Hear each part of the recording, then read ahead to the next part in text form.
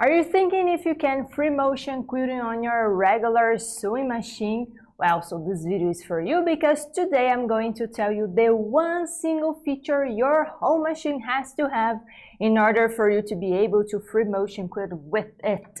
And we're going to set up any home sewing machine so you can free motion quilt it however, whenever, with which machine you want. Welcome to Free Motion Quilting Crash Course. This is a series of classes on which me, Natasha Bulgarin, and Aline Bulgarin are telling you exactly how you're going to free motion quilting with your domestic machine and prepare you for free motion quilting success. Okay, perfect. So let's go. Right here you can see I have a vintage, really old machine. This was from my grandmother's, and no, before you ask, she didn't quilt because quilting is not a thing in Brazil. So she did some occasional, adjustments in clothing and so on. And this actually is the machine on which me and Aline did our very first quilting stitches on our lives. And I'm even going to drop here the images of those quilting so you can see the absolutely very first time we were quilting with this machine. So from here I'm already answering the question, can a sewing machine, a home machine, a domestic machine do free motion quilting? Yes, it can, because it only needs one thing, and that thing, quilters, is the most absolutely simple thing for pretty much almost any machine to have, that is the ability to do straight stitches. You don't need anything fancier than that.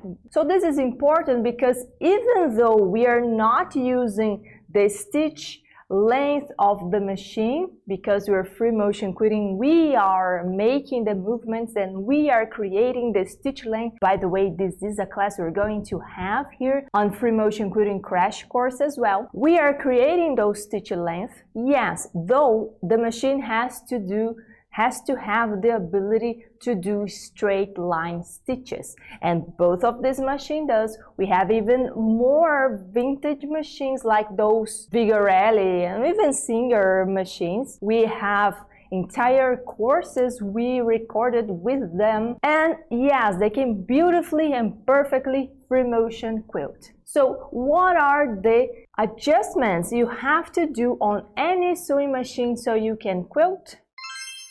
So the first thing you're going to do is to change the foot of your machine. And we're going to install this free motion quilting foot that I'm showing you. The whole body is made from metal, which is the best one. And you can see it has a spring that moves, and this is going to move as your needle moves. And this is also ideal, okay? So this is pretty simple step. Let's go to it. So how am I going to put this free motion quilting foot there? Well, one thing that is important to say is that some machines you can simply take this part off, right? And then you switch that for a zipper foot, for a whatever other kind of foot that you have. But this is not how we're going to change to a quilting foot. What we need to do is actually remove the screw here. So unscrew the screw. Let me just, okay. So take the screw off. I have to remove it completely from this machine. And now we have this whole body coming out of the machine as well. And then we're ready to put the screw right here, okay? Once I'm putting this here, it's quite important that, let me show you, that this tip here goes on top of your needle screw, okay? So once I put this here, I can see that this is happening already. This is very important. Let me put the screw back on.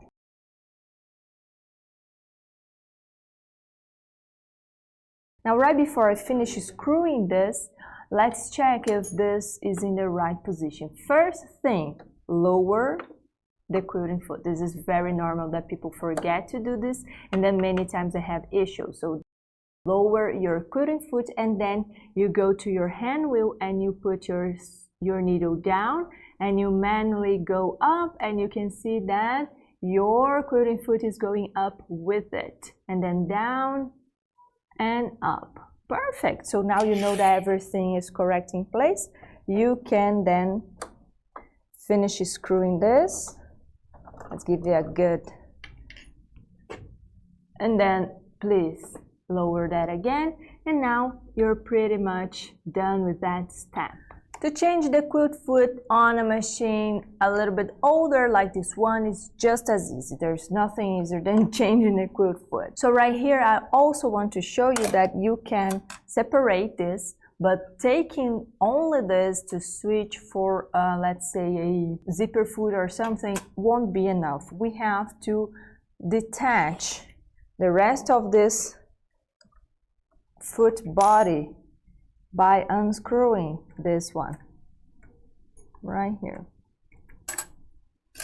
And here you have it. We are removing this whole thing from the machine. And now what we're going to do is put the quilting foot here.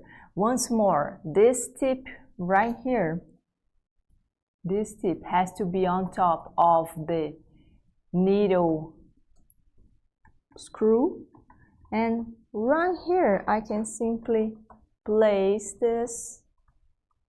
Before I finish screwing that, let's lower the quilting foot, and then manually we're going to move the needle up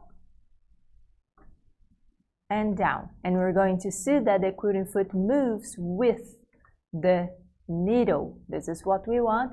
All set, all perfect, all good. Now let's finish screwing this with the tool so we can screw that harder, and it won't come out as we are quilting. Then if you put your foot up to screw that, remember to lower it again.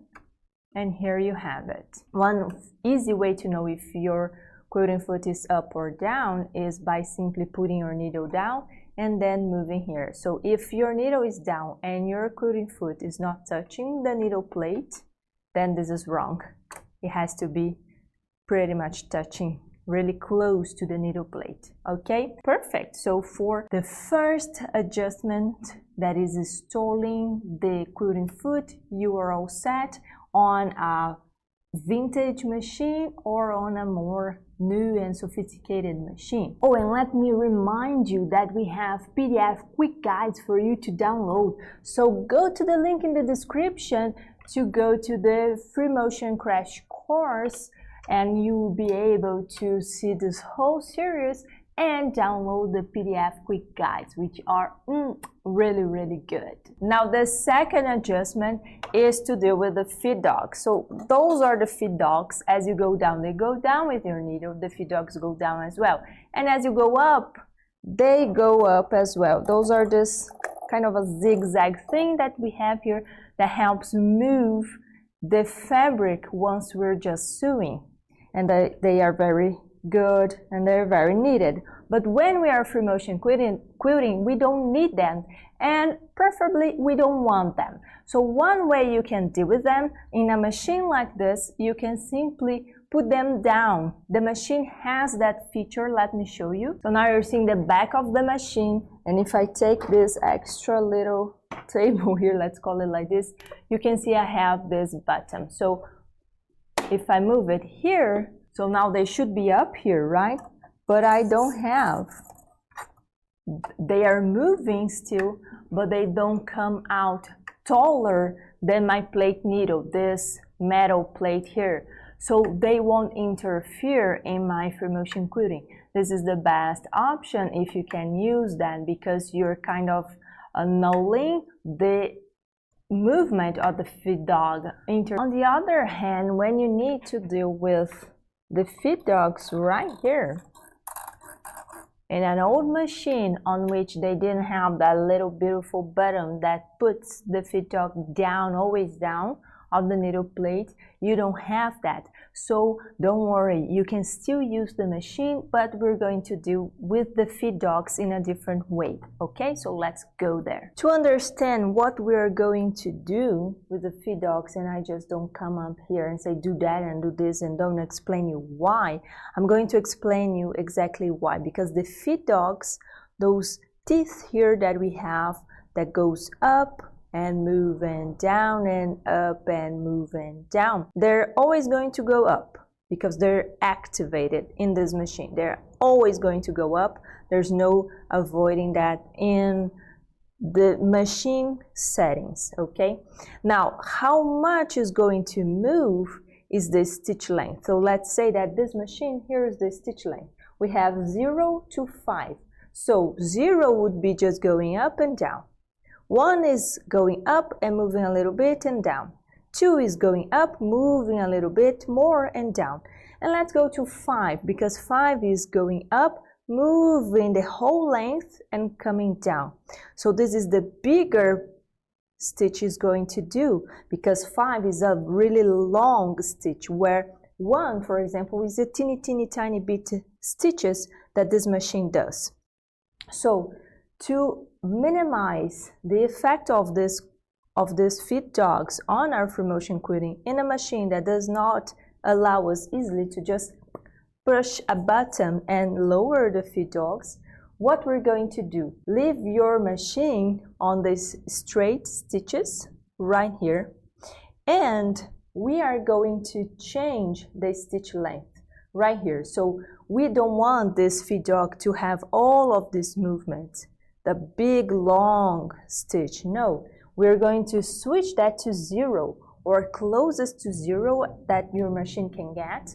So what we're going to have is the feed dog going up and down, but not this whole movement. I want to show you really close up how this is going to happen here. So I'm starting showing you the movement of the feed dog when it is the longest stitch that we can have for this machine, that is number 5.